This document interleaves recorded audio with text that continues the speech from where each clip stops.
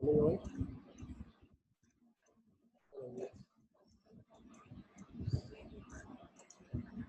Hello. Hello. Yes sir. Good morning. हाँ sir आ रही है। Good morning sir. Morning sir. Good morning sir. Last lecture पे हमने radiation study किया था, ठीक है। तो रेडिएशन से रिलेटेड मैंने आपको बोला था रेडिएशन, अभी हमने इस बेसिक प्रिंसिपल्स पढ़े हुए हैं इसके। तो हमने 2 न्यूमेरिकल प्रैक्टिस किए थे दवाने से। अभी हम 2 to 3 न्यूमेरिकल प्रैक्टिस करेंगे कहाँ से, सेंजल से और बेटर। तो यहाँ से हम लोग स्टडी करेंगे, उसके बाद हम नेक्स्ट टॉपिक पे रेडिएशन की जंप करेंगे, ठीक है। Next thing is that Saturday को आपको यूनिट टेस्ट है। ऑलरेडी मैंने आपको पहले भी प्रीवियस लेक्चर में इन्फॉर्म किया था। तो सैटरडे को आपको यूनिट टेस्ट होगा 2 यूनिट का, unit second and third, okay. तो ये होगा इन जनरली 30 मिनट्स का होगा, 30 मिनट्स का होगा, 30 मिनट्स का होगा। तो so you have to prepare for 1 hour for your unit test, okay. तो अभी इसको चलो स्टार्ट करते हैं यहाँ से। ये प्रॉब्लम देखते हैं। कैलसी ले लो, नोटबुक ले लो, पेन ले लो, फास्ट।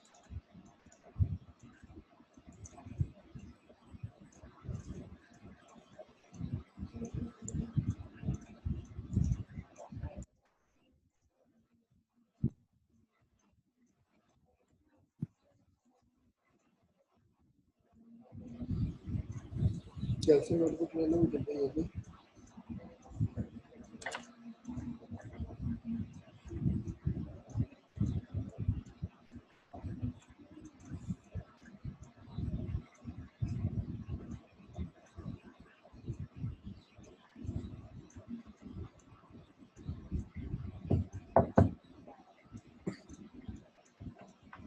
ओके, प्रॉब्लम देखते हैं। Consider a person standing in a room maintained at 22 degrees centigrade at all times. The The inner surface of the wall, floor, and the ceiling of the house are observed to be at average temperature of 10 degrees centigrade in winter, 25 degrees centigrade in summer. Determine the rate of radiation heat transfer between the person and the surrounding. If the exposed surface area and average outer surface temperature of the person are, area कितना है 1.4 metre square है और outer surface temperature है 30, okay. Hello, yes sir. मेरा sound आ रहा है, clear है? हाँ सर, क्लियर है, क्लियर। ओके। जो इमिसिविटी है ह्यूमन बॉडी की वो दिया है हमको कितना, 0.95 आपको दिख रहा होगा स्क्रीन पे। 0.95 हमें इमिसिविटी की वैल्यू दी हुई है। तो सबसे पहले हमें क्या करना है, यहाँ देखो हमें क्या करना है, यहाँ ये कैलकुलेट करना है कि जब समर और विंटर था तो उसमें जो रेडिएशन की वैल्यू है, हीट ट्रांसफर जो हो रहा है रेडिएशन के थ्रू, उसकी वैल्यू क्या रहेगी, ठीक है। इन जनरली आप देखेंगे तो जो टेम्परेचर है कहाँ से देखो, विंटर में कितना है 10 डिग्री सेंटीग्रेड, समर में कितना है 25 डिग्री सेंटीग्रेड, और जो मीन टेम्परेचर है रूम का वो है 22 डिग्री सेंटीग्रेड। यार समझ में? तो ये हमें क्या करना पड़ेगा, ये मेन टेम्परेचर है तो इससे इसको कंपेयर करना पड़ेगा। अभी स्टेप वाइज करेंगे। सबसे पहले क्या करेंगे, एज गिवन इन प्रॉब्लम लिखेंगे। प्रॉब्लम में क्या क्या मेंशन किया हुआ है, हमें समर का आउटर टेम्परेचर दिया है, विंटर का आउटर टेम्परेचर दिया हुआ है सर।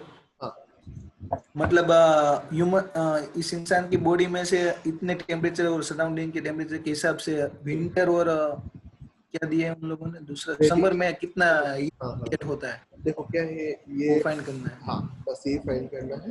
तो हम लोग क्या करेंगे, देखो इसका जैसे सपोज इसका बॉडी टेम्परेचर 30 है, आपको फिगर में देखो राइट साइड में, यहाँ देखो उसका बॉडी टेम्परेचर 30 डिग्री सेंटीग्रेड है। हमने सरफेस एरिया जो मान के चल रहे हैं जहाँ से रेडिएशन पॉसिबल है वो है 1.4। बॉडी की इमिसिविटी हम लोग लेके चल रहे हैं कितना, 0.95, है ना। तो हमें क्यों फाइंड करना है, क्यों रेडिएशन, कितना बॉडी से रेडिएशन हीट इमिट हो रहा है। जैसे हम देखते हैं ना कि समर विंटर में क्या होता है कि बॉडी टेम्परेचर डाउन हो जाता है अगर हम लोग सराउंडिंग बाहर निकलते हैं घर के। क्यों हो जाता है? क्योंकि हमारी बॉडी से रेडिएशन फॉर्म में क्या होता है, हीट रिमूव होती रहती है या इमिट होती रहती है, तो हमको वही सर सर ये 22 डिग्री सेल्सियस क्या है? तो अगर बॉडी टेम्परेचर 30 है तो 22 क्या लिया है सर हमने? टू रूम टेम्परेचर वहाँ देखो ना, consider a person standing in a room maintain at 22 degree centigrade at all time मतलब ओके तो एसी वाला किसी रूम में बैठा हुआ है जहाँ पर उसने एसी को 22 डिग्री सेंटीग्रेड पर रखा है। अभी समझ में ऑल टाइम मतलब समर में भी और विंटर में, ठीक है? उससे स्टार्ट करते हैं। ओके, तो यहाँ देखो हमें क्यों रेडिएशन निकालना है विंटर में, फॉर्मूला आप लोग जानते हैं रेडिएशन के फॉर्म में। यहाँ देखो इसने क्या किया है, और याद रखना मैंने आपको बोला था टेम्परेचर जो भी लेते हैं हम, ठीक है ना, वो क्या लेते हैं, टेम्परेचर क्या लेते हैं, हाई से लो लेते हैं। मतलब जो होगा जो हाईएस्ट टेम्परेचर होगा उससे लोएस्ट को सबसे करेंगे। दूसरा, रेडिएशन में जितनी भी प्रॉब्लम हम लोग सोल्व करते हैं उसमें जो टेम्परेचर होगा वो केल्विन में होगा, ठीक है ना। तो हमें टेम्परेचर यहाँ आप पहले देखो ये सारा डिग्री सेंटीग्रेड में दिया हुआ प्रॉब्लम।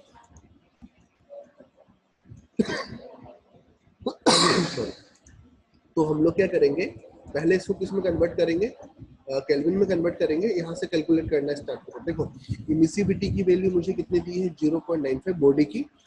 ये क्या है हमारा बोल्टजमान कांस्टेंट है, स्टीफन बोल्टजमान कांस्टेंट है 5.67 × 10⁻⁸। ये क्या है, एरिया ऑलरेडी मेंशन है 1.4। यहाँ देखो एरिया मेंशन 1.4, तो यहाँ प्रॉब्लम में भी दिया है एरिया 1.4, ठीक है। एंड उसके बाद क्या किया, ये देखो 30 डिग्री सेंटीग्रेड, हम बात कर रहे हैं विंटर की, 30 degree centigrade plus 273 minus 10 degree centigrade. ये विंटर में जहाँ पे टेम्परेचर कितना होता था हमारा 10 डिग्री रहता था, ये उसकी बॉडी का टेम्परेचर, ठीक है ना, ये हमारी बॉडी का टेम्परेचर है।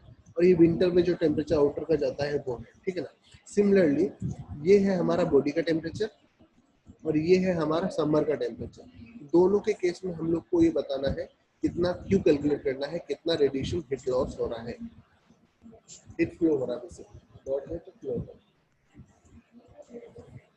कैलकुलेट करके देखो सर क्वेश्चन दिखा, एक मिनट क्वेश्चन दिखाएंगे।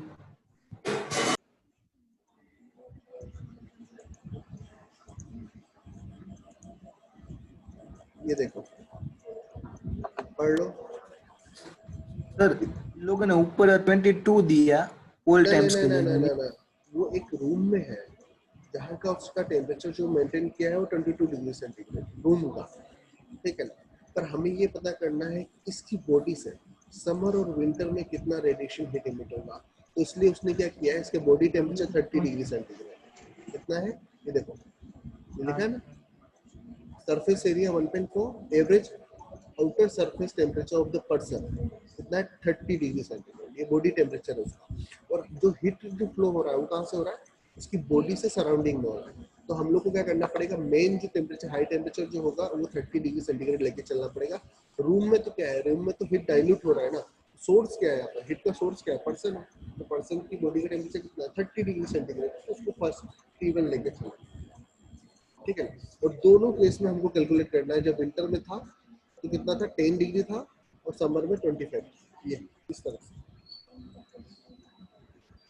आपको ये देखो ना हीट का सोर्स क्या है, हमारा हीट का सोर्स ह्यूमन बॉडी है।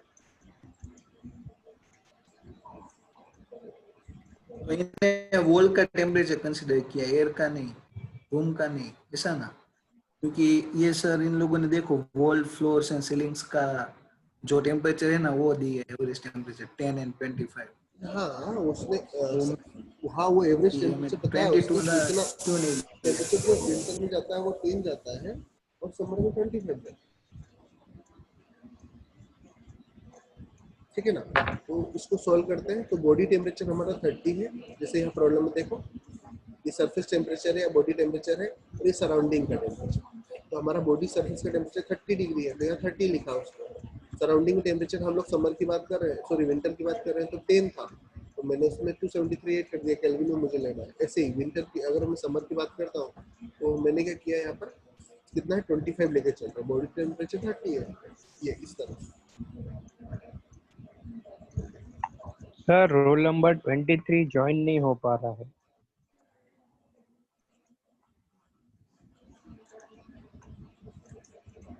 तो ज्वाइनिंग में इश्यू हो रहा है। ओके देखो अभी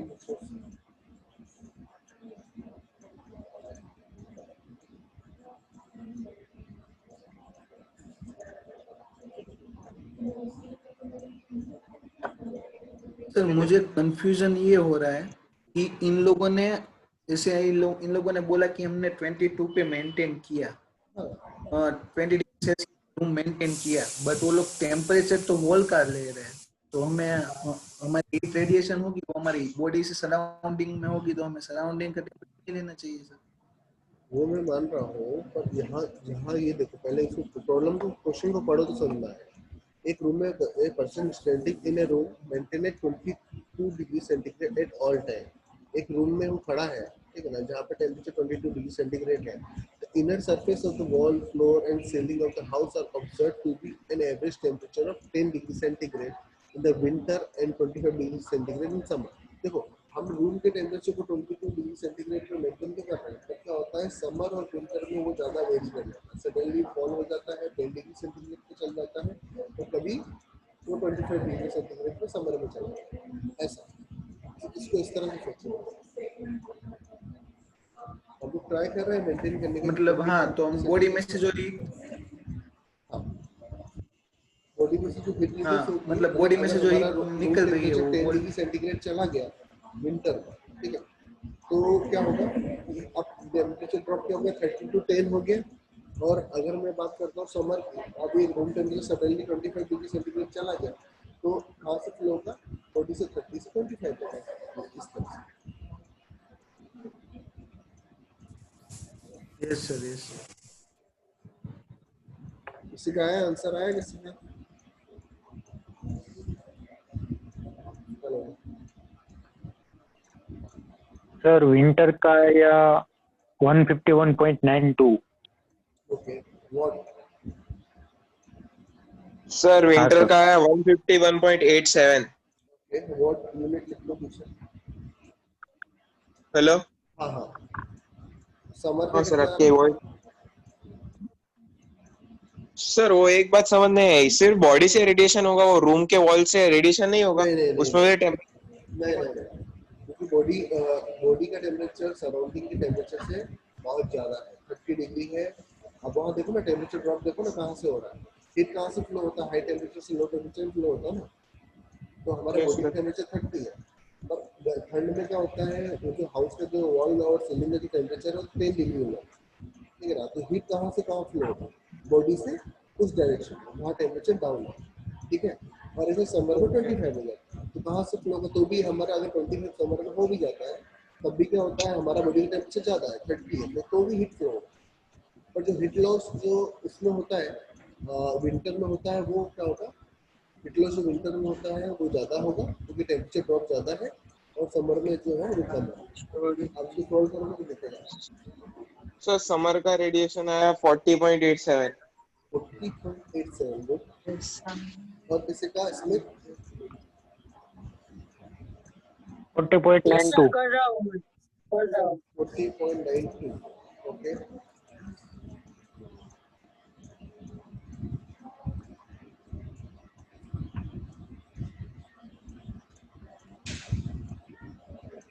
मतलब सर ये लोग ये फाइंड कर रहे हैं कि पर्सन की बॉडी में से जो हमारा रूम की वॉल है उसमें से क्या उसमें कितना बस रेडिएट हो रही है। हाँ वही कि हम लोग मेंटेन क्या करें 22 डिग्री सेंटीग्रेड पे रूम के टेम्परेचर को, पर जो रूफ और जो सीलिंग है, ठीक है ना, वहाँ टेम्परेचर डाउन हो जाता है सडन। तो वहाँ टेम्परेचर डाउन होने की यस। वजह से क्या होता है कि हमारी बॉडी का टेम्परेचर जो ज़्यादा है 30 डिग्री है, तो वो वहाँ से फ्लो होने लगता है, क्योंकि हमारी बॉडी अब सोल्स की तरह काम करती है। तो तो हमारा बॉडी टेम्परेचर ज़्यादा है, इसलिए क्या होगा, वहाँ से फ्लो होना फास्ट होता है। Yes sir, yes sir. ये देखो इसको थोड़ा फास्ट करो सॉल्व इसको, फिर नेक्स्ट न्यूमेरिकल भी करना।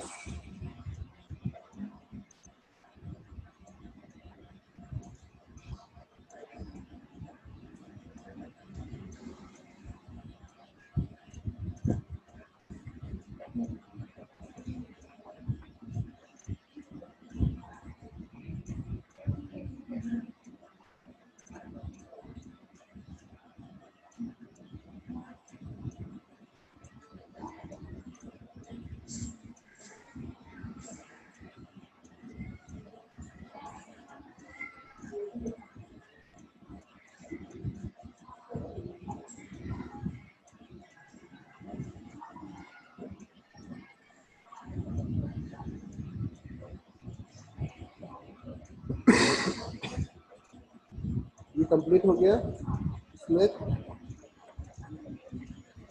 Yes sir. सर इन लोगों ने जो वॉल का एवरेज टेम्परेचर लिया वो पूरे विंटर में उन लोगों ने मेजर किया होगा ना, बाद में एवरेज लिया पूरे विंटर में एवरेज लिया पर क्या होता है ना, हो 10 डिग्री। सकता है कि प्रॉपर इंस्टॉलेशन नहीं हो तो उसकी वजह से जो टेम्परेचर है उसमें फ्लक्चुएशन हो।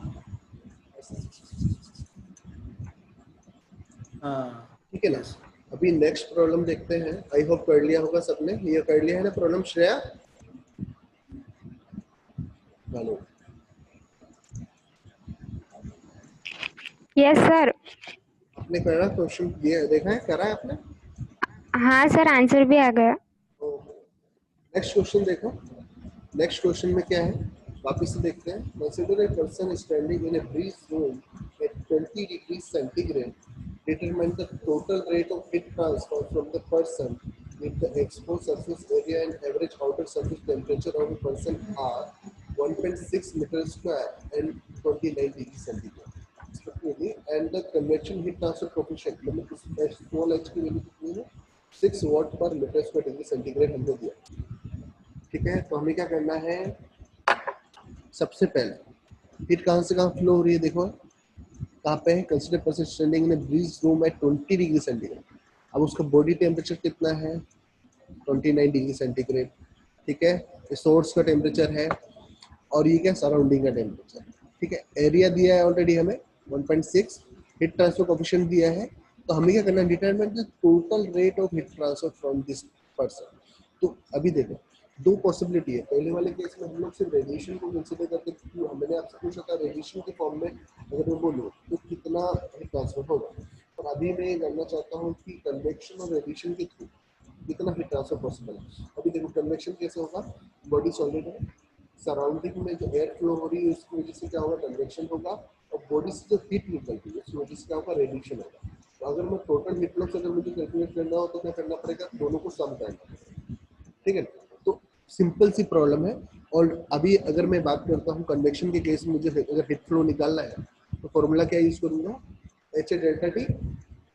एच क्या है हमारे पास 6, ए दिया है 1.6। ठीक है ना, डेल्टा टी टेम्परेचर ड्रॉप कहाँ से कहाँ तक है, 29 से 20। कैलकुलेट करो देखो कितना आ रहा है।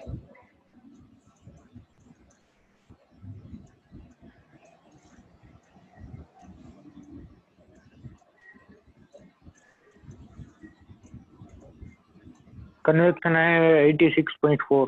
व्हाट यूनिट लिखो। देन अगर देखो हमारे पास, अब देखो हमारे पास सारे पैरामीटर्स हैं। अगर अब रेडिएशन की फॉर्म में निकालो तो क्या आएगा, फॉर्मूला क्या होता है, इमिसिविटी अपना 0.95 है बॉडी का।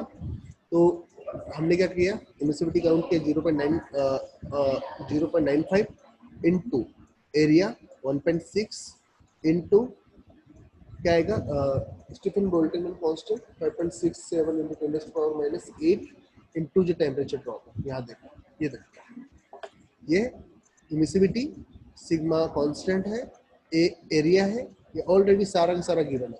जो टेम्परेचर टीएस लिखा है या बॉडी टेम्परेचर है, टीएस सराउंडिंग, ये सराउंडिंग का टेम्परेचर जो कितना है 20 डिग्री सेंटीग्रेड ऑलरेडी मेंशन किया हुआ है। कैलकुलेट करो देखो, इजी है, टफ नहीं है।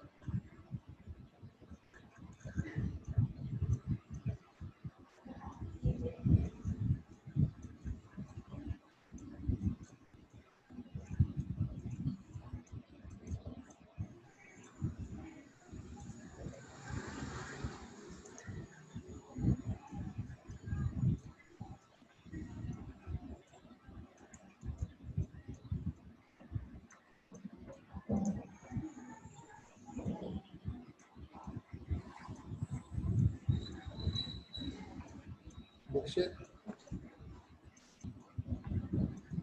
Yes sir. आ रहा है आपका आंसर, आ रहा है, सॉल्व करो।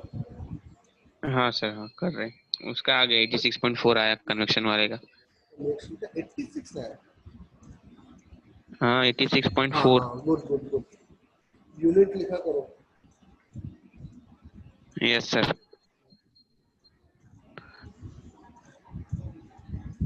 सर रेडिएशन का 81.712। गुड, देखो कितना आ रहा है, तो तो सिमिलर आ रहा है। 81.702। 31.702। गुड। अभी देखो हमको क्या करना है, टोटल हीट लॉस निकालना है। टोटल हीट फ्लो निकालना है तो क्या करेंगे, Q radiation plus Q convection को ऐड करो जरा उसको, और फिर टोटल करके बताओ कितना आ रहा है।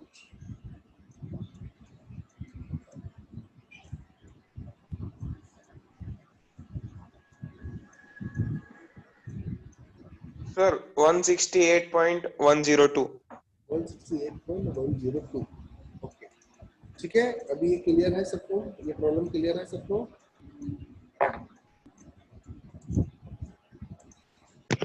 Sir yes.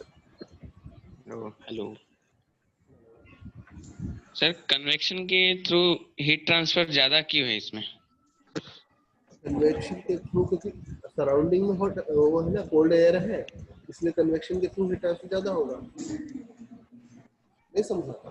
बॉडी से जितनी ज्यादा कोल्ड एयर टकराएगी, कोल्ड एयर टकरा के निकलेगी या स्ट्राइक करते हुए निकलेगी, उतना ज्यादा टेंपरेचर लॉस होगा ना बॉडी का। सर हमने लास्ट में कन्वेक्शन कंसीडर क्यों नहीं किया लास्ट क्वेश्चन में? उसमें पूछा ही नहीं था। अगर प्रॉब्लम में मुझे पूछता कि आप कन्वेक्शन अच्छा, टोटल हीट ट्रांसफर कोएफिशिएंट निकालो, अगर हाँ उसके केस में अगर वो कन्वेक्शन ट्रांसफर कोएफिशिएंट की वैल्यू देता तो हम उसमें भी कैलकुलेट करते हैं। Yes sir. अच्छा एक काम करो, पहली वाली जो प्रॉब्लम है ना, आपके पास डाटा तो है ही है, ठीक है, आपने सॉल्व तो ऑलरेडी किया हुआ है। ये काम करो, यहाँ पर एच की वैल्यू आप कैलकुलेट करो। एच को आप कंसीडर कर लो 6, जैसे अपने पास सेकंड प्रॉब्लम में मेंशन है ना, 6 वाट पर मीटर स्क्वायर, ठीक है ना। तो दोनों केस में, समर और विंटर के केस में कन्वेक्शन जरा हीट ट्रांसफर कोएफिशिएंट निकाल के बताओ, हीट ट्रांसफर रेट बताओ, निकाल के बताओ। समझ में आ रही मेरी बात? Yes sir. हमने रेडिएशन में ऑलरेडी निकाल रखे हैं। अगर मैं स्मॉल एच की वैल्यू 6 ले लेता हूँ तो कितना आएगा, कन्वेक्शन हीट ट्रांसफर कितना आएगा देखो तो।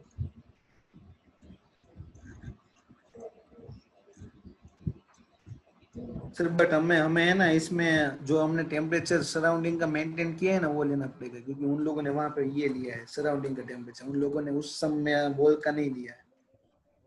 पर जो अभी सपोज मान लो कैलकुलेट करके देखो कितना। ओके ओके, ये हम सराउंडिंग का मान लेते हैं। हाँ, जो 10 10 या डिग्री सेल्सियस 25 है उसको सराउंडिंग का अज्यूम करके कैलकुलेट करो ना। ओके। क्या है?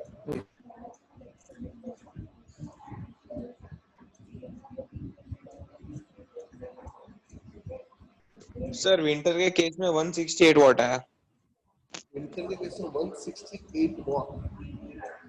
Yes sir. सेम ही आ रहा है। एंड समर के केस में देखना सूरज। Yes sir.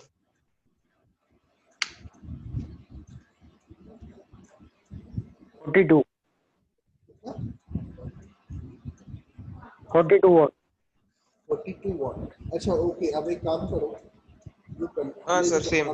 अभी हमारे पास क्या रेडिएशन में हीट ट्रांसफर रेट जो है रेडिएशन में है और कन्वेक्शन में अवेलेबल है, दोनों के केस में। समर के केस में टोटल हीट लॉस कितना हो रहा है, ऐसे विंटर के केस में टोटल हीट लॉस कितना हो रहा है, एड अप कर लो, सम कर दो।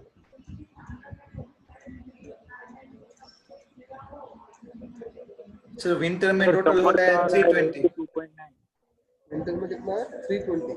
320। समर में 82.9। 82.9। अभी क्लियर है सबको? इसमें कोई डाउट नहीं किसी को? No sir. ऑब्वियस है कि सर सराउंडिंग में विंटर का टेम्परेचर कम होता है कंपेयर टू बॉडी, तो ज्यादा ही ट्रांसफर होगा, और समर में थोड़ा ज्यादा होता है सराउंडिंग का, तो कम ट्रांसफर होगा। हाँ वो तो होगा, पर कितना होगा वी आर इंजीनियर, तो हमको कैलकुलेटिव होना चाहिए, ठीक है ना। हाँ वही, तो मतलब इसलिए कम आया ना इसका सर, समर का जनरल आइडिया तो इसलिए कम आया। जनरल आइडिया ऐसे तो हम लोग भी देखते हैं कि अगर सिंपल किसी आदमी से भी पूछेंगे कि उसको पता है कि टेम्परेचर कम होता है तो ठंड लगती है, पर उसको इतना पता होना हीट लॉस कितना हो रहा है वो हम ही बता सकते हैं ना, कि बॉडी से कितना इमिशन हो रहा है।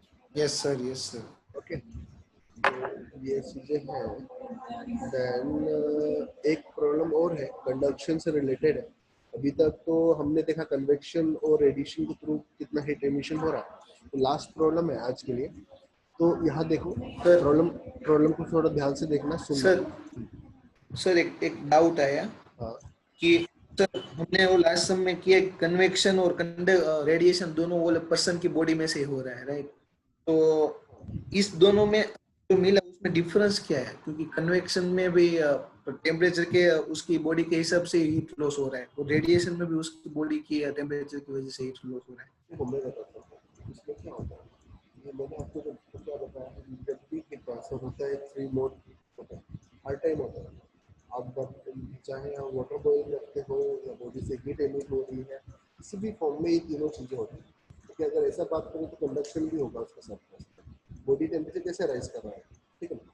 पर हम लोग क्या करते हैं, जो डोमिनेटिंग होता है, ठीक है ना, दैट चीज थोड़ा we can observe, we can calculate, मतलब थोड़ा इफेक्टिव होता है, उसको हम लोग कंसिडर करते हैं।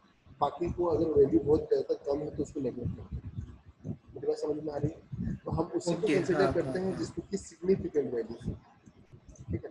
अभी पता चला कंडक्शन के केस में तो हो रहा है, तो कंडक्शन के केस में बहुत कम हो रहा है, तो उसको अगर मैं इंक्लूड, हाँ अगर इंक्लूड कर सकता हूँ मैं, पर उसमें फिर मुझे क्या करना पड़ेगा, उसके रिलेटेड थोड़ा बॉडी टेम्परेचर देखना पड़ेगा। और हमको ये पता है कि कंडक्शन में हीट फ्लो तब होता है जब टेम्परेचर जो होता है, टेम्परेचर डिफरेंस होता है। अभी अगर मेरी बॉडी 30 डिग्री सेंटीग्रेड पे है तो मेरी पूरी बॉडी 30 डिग्री सेंटीग्रेड, समझ रहे हो? बॉडी टेम्परेचर की जो हम लोग बात करें तो बॉडी का यस सर, एवरेज टेम्परेचर लेके चलता है, तो वहाँ तो कंडक्शन वाली चीज़ें नहीं हो रही कुछ। मेरी बात समझ में आ रही है? Yes yes. है ना, ये चीज। तो इसलिए कंडक्शन को हम लोग अवॉइड कर देते हैं, और रेडिएशन को इसलिए इंक्लूड करते हैं कि बॉडी से लगातार हीट जनरेट होता रहता है, भले वो कोई भी वेदर हो, उसको हीट हमेशा रेगुलेटरी होता रहता है। सेकंड, कन्वेक्शन को इसलिए कंसिडर करते हैं कंटिन्यूसली, जैसे हमने देखा एयर है, इसकी तो सर्कुलेट होती है, जो सराउंडिंग में एयर होती है, तो उसकी वजह से क्या होता है, वो उसका एयर का टेम्परेचर डाउन है, ठीक है ना, तो क्या होगा, हमारी बॉडी से हीट कहाँ जा रही है, सराउंडिंग में जा रही है।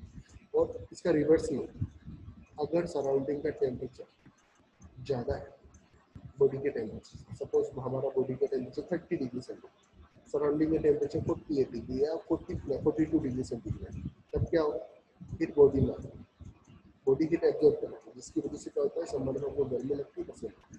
अभी समझ में आया? Hello, yes sir, yes sir. Clear है ना सबको? हमारा बॉडी मतलब में सर समर में हीट बॉडी तो बॉडी टेम्परेचर में राइज से करेगा। निकलती। हाँ? हाँ, नहीं वो नहीं, मैं इतना फ्लो ये देखो, पूछ रहा था। इतना फ्लो देखो कहाँ से हो रहा है, higher temperature to lower temperature, मतलब higher body to lower body, ये होता है ना। हाँ सर, वो से ठीक है सर, बट मुझे ये डाउट था कि हमने दो रेडिएशन में भी उस बॉडी में से इमिट हो रहा है और कन्वेक्शन में भी बॉडी में से निकल रही है, बॉडी तो सरफेस हमने है, ना बॉडी सरफेस है, रेडिएशन के लिए मीडियम की जरूरत नहीं होती है, मैंने ऑलरेडी आपको बताया, रेडिएशन के लिए मीडियम की जरूरत नहीं होती, वेव फॉर्म में ट्रेवल करती है, ठीक है। और आप जो कन्वेक्शन की बात करते हैं तो एक बॉडी सरफेस चाहिए आपको, जो क्या उसका टेम्परेचर ज़्यादा है, हीटिंग हॉट सरफेस चाहिए, और जो सराउंडिंग से कवर है, तब कन्वेक्शन होता है। रेडिएशन के केस में किसी भी मीडियम की जरूरत नहीं होती, इसलिए बॉडी से हीट ट्रेवल कर रही है, वेव फॉर्म में कर रही सर आपकी वॉइस हो रही है। है। हेलो, हाँ हेलो, सर, हाँ सर, साउंड नहीं आ रहा? आ रहा है सर। ये क्लियर है, समझ में आ रहा है? देखो सीधा से समझो, सॉलिड में कंडक्शन होता है, कन्वेक्शन फ्लूइड में होता है, पर फ्लूइड में भी वहाँ एक सॉलिड सरफेस होना चाहिए। कन्वेक्शन तभी पॉसिबल है जब एक सॉलिड और एक फ्लूइड कांटेक्ट में, तभी कन्वेक्शन है। रेडिएशन के लिए किसी मीडियम की जरूरत नहीं होती है, वो वेव फॉर्म में ट्रेवल करता है, तो हमारी बॉडी से जो हीट निकल रही है वो वेव फॉर्म में निकलती है, तो इसलिए क्या होता है, हेलो डायरेक्ट रेडिएशन।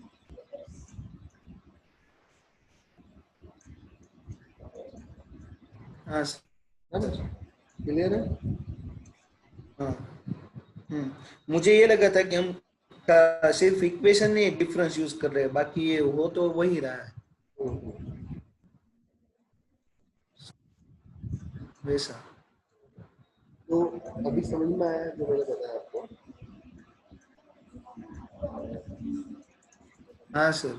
ओके ना, तो ये अभी देखो टाइम खत्म हो गया, ये नेक्स्ट जो हम लोग प्रॉब्लम सॉल्व कर रहे हैं इसको थोड़ा डिस्कस कर लेते हैं, थोड़ा नेक्स्ट लेक्चर में थोड़ा इजी रहेगा। कंसिडर स्टडी, देखो study heat transfer between two large parallel plates. आप लेफ्ट साइड फिगर देखो, मैं इसमें एक्सप्लेन करते जाऊंगा। एक साइड एक जो प्लेट है उसका टेम्परेचर कितना है 300 केल्विन है, राइट साइड का 200 केल्विन है, यहाँ दिख रहा है। T1 T2 कितना है, parallel plate a constant temperature of T1 is 300 Kelvin, T2 is 200 Kelvin, and the date are L equals to 1 meter apart। मतलब ये जो डिस्टेंस है इन दोनों की ये कितनी है, 1 मीटर है। Okay, apart as shown in figure, assume the surface to be black। मतलब इमिसिविटी कितनी है उसकी 1। सरफेस ब्लैक है मतलब इसको हम लोग क्या करते हैं, ब्लैक बॉडी कंसिडर करके चल रहे हैं। Determine the rate of heat transfer between the plate per unit surface area assuming the gap between the plate is, पहला क्या है, filled with atmospheric air। अगर इसके बीच में हमने क्या किया है, एयर फिल्ड कर दी है। दूसरा वैक्यूम क्रिएट कर दिया है। तीसरा क्या है, फिल्ड विद यूरेथेन इंसुलेशन, मतलब एक मटेरियल यूरेथेन होता है उसका अगर मैंने इंसुलेशन कर दिया बीच में। और लास्ट क्या है, filled with super insulation that has an apparent thermal conductivity of 0.402 watt per meter square degree, watt per meter degree centigrade. तो ये 4 केस हमको कंसीडर करके चलना है।